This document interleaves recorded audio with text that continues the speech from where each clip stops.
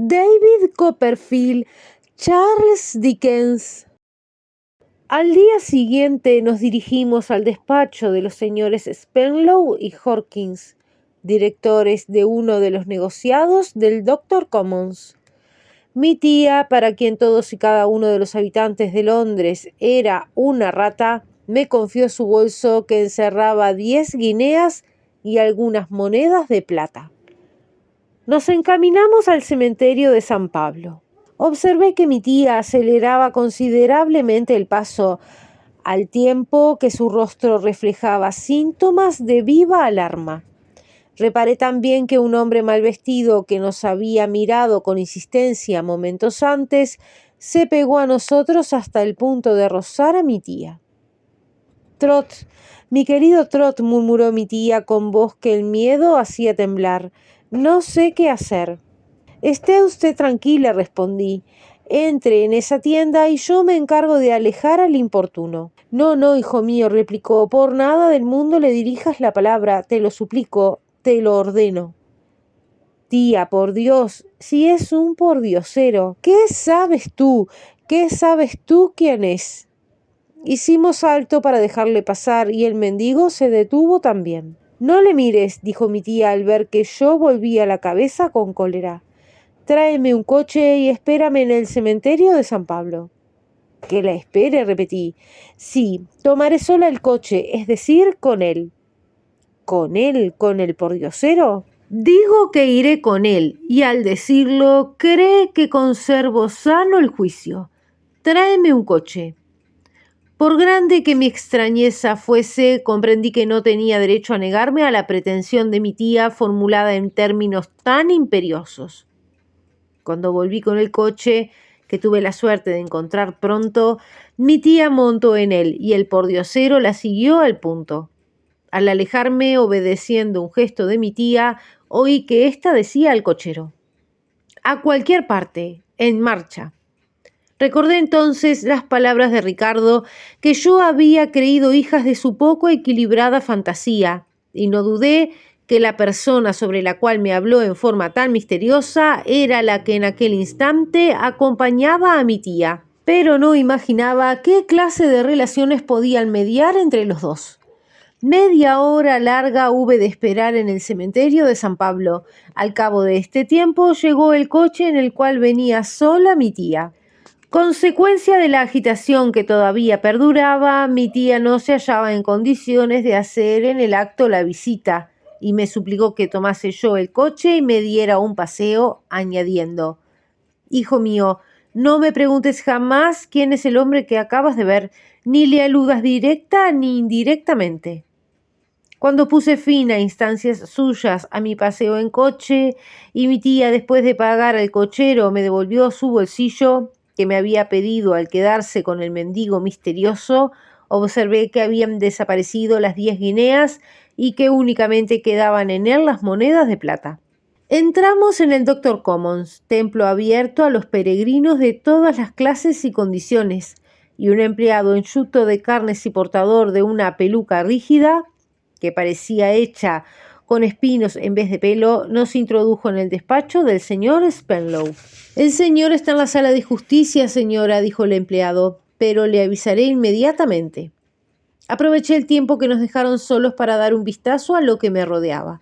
Los muebles del despacho eran antidiluvianos y estaban cubiertos de polvo.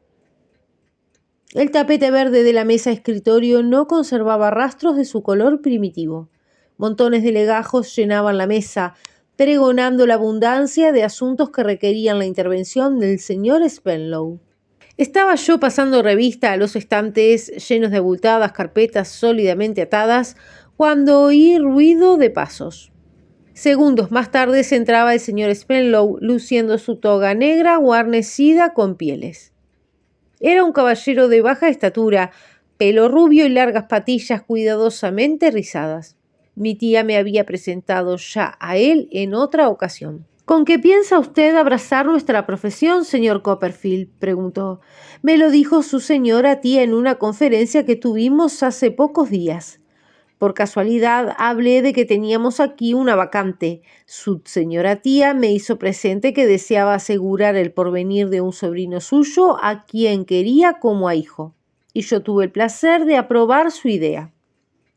Contesté que mi tía me había hablado del proyecto y que en principio me agradaba la profesión de procurador, pero que, no pudiendo asegurar que fuese de mi gusto sin antes imponerme en la marcha y tramitación de los asuntos, deseaba hacer la prueba sin adquirir compromisos irrevocables. Es natural, contestó el señor Spenlow. Costumbre nuestra es conceder un mes de prueba.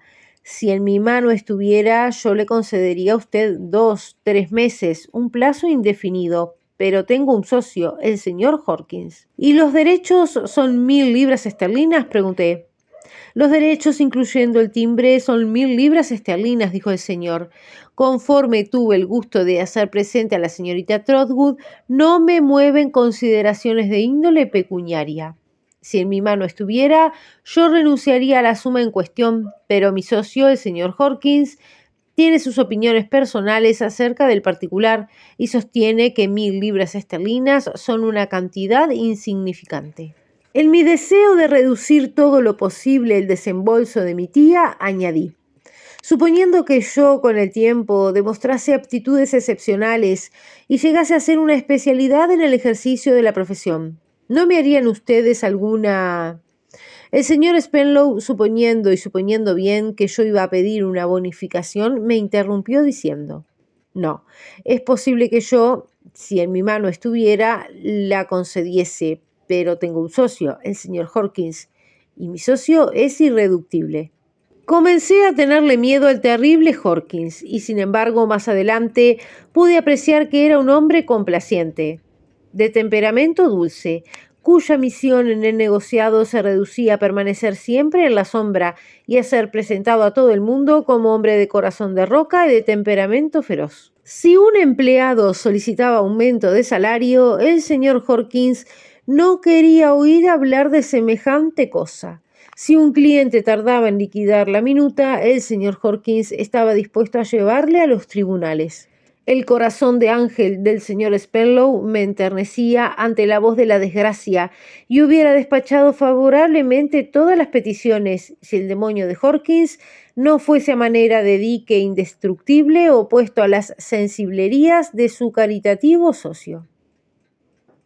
Muchas casas he conocido después que han ajustado el despacho de sus negocios al principio que servía de base a la sociedad Spenlow-Hawkins. De la conferencia nació el acuerdo de dar principio a mi mes de prueba cuanto antes. Expirado el plazo, enviarían el contrato a mi tía para que lo firmase en su casa. El señor Spenlow, luego que quedaron convencidos todos los detalles, me preguntó si deseaba visitar en el acto la sala del tribunal. Contesté que sí, y como mi tía odiaba todas las salas de justicia, a las que consideraba, según dijo, como depósitos explosivos expuestos a volar en todo momento, prefirió quedarse en el despacho. Me llevó el señor Spenlow a un patio circundado de casas de ladrillo, que supuse serían los pabellones oficiales de los sabios abogados de que me había hablado Steerforth, fundando mi suposición en las planchas de bronce que adornaban sus puertas. Desde el patio pasamos a un salón sombrío que, más que salón, parecía capilla. Una valla separaba la parte superior del salón del resto, cerrando el paso a una plataforma elevada, de forma de herradura, a cuyos lados, sentados en sendos sillones de forma antigua, vi una porción de estirados caballeros que lucían togas rojas y pelucas grises. Adiviné que serían los doctores. En el interior de la curva de la herradura y ocupando asientos más bajos, mejor dicho, asientos colocados sobre el suelo y fuera de la plataforma, había otros caballeros del rango del señor Spenlow y vestidos como éste, alrededor de la mesa cubierta con un tapete verde. Formaban el público un niño con su niñera y un hombre harapiento que mascullaba sin cesar mendrugos de pan que sacaba de su saco. La tranquilidad de la sala era absoluta, y en cuanto al silencio, únicamente lo interrumpía la voz cascada de un orador. Salí con la impresión de que permanecer media hora en la sala equivalía a ingerir una poción sobrecargada de opio. Volví con el señor Spenlow al despacho donde quedó mi tía, en compañía de la cual no tardé en abandonar el Doctor Commons. Llegamos a la Lincoln's Inn sin que nos ocurrieran aventuras dignas de ser contadas aquí y hablamos de nuevo y con extensión de nuestros proyectos. Deseo verme cuanto antes en mi casita, mi querido David, pero no lo haré sin antes dejarte instalado. En los Adelphi se alquilan unas habitaciones amuebladas que quizá te convengan. Sacó del bolsillo un periódico y me leyó un anuncio que decía que en los Adelphi, calle de Buckingham, se alquilaban unas habitaciones con vistas al río a propósito para un caballerito joven. Precios moderados y alquiler por meses. Magnífico, tía, exclamé alborozado. Pues vamos a verlas, contestó mi tía. Allá fuimos. Indicaba el anuncio que para tratar había que dirigirse a una señora Crop. Tiramos de la cadena pendiente a lo largo de la puerta, creyendo que comunicaría con la campanilla del domicilio de la señora Crop, pero tuvimos que llamar 4 veces antes que aquella se dignara ponerse en comunicación con nosotros. «Deseamos ver las habitaciones, señora», dijo mi tía. «¿Son para este caballero?», preguntó la señora. «Sí, este caballero es mi sobrino». «Le gustarán. Yo se lo fío». Eran las habitaciones del piso más alto de la casa. A propósito para mi tía, porque en caso de incendio tenían muy cerca la salida al tejado y se componían de un recibimiento con poca luz, una habitación sin ninguna, un despacho y una alcoba. Los muebles estaban bastante deslustrados, sin ser malos del todo. Lo que sí era cierto es que las ventanas se asomaban al río. Como yo manifesté que me gustaban las habitaciones, mi tía y la señora Crop se separaron para discutir el precio y condiciones, y yo me quedé en el despacho sin atreverme casi a creer que la fortuna me deparase una residencia tan noble. Mi tía y la señora llegaron pronto a un acuerdo. «¿Estos muebles los disfrutó el último inquilino?», preguntó mi tía. «Sí». «¿Qué ha sido de él?». Tosió la señora Crop antes de contestar y cuando satisfizo la pregunta de mi tía lo hizo con dificultad y tartamudeando.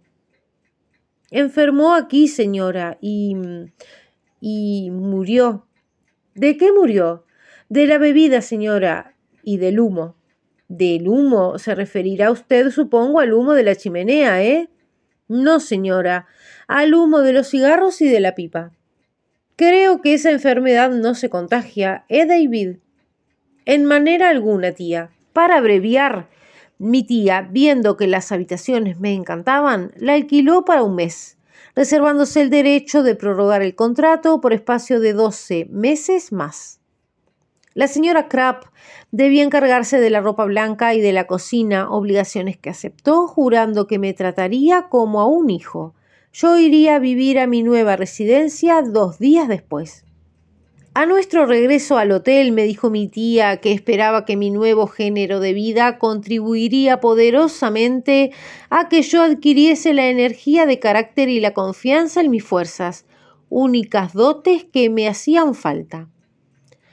Varias veces me repitió las mismas palabras al día siguiente, mientras disponíamos el traslado de mis efectos desde el domicilio del señor Wickfield a mi nueva casa. También escribí una extensa carta a Inés encargando a mi tía que la pusiera en sus manos. Y solo me resta añadir que mi tía me proveyó de cuanto pudiese necesitar durante el mes de prueba y que Stitford, con vivo desencanto de los dos, no apareció ni se dejó ver por ninguna parte.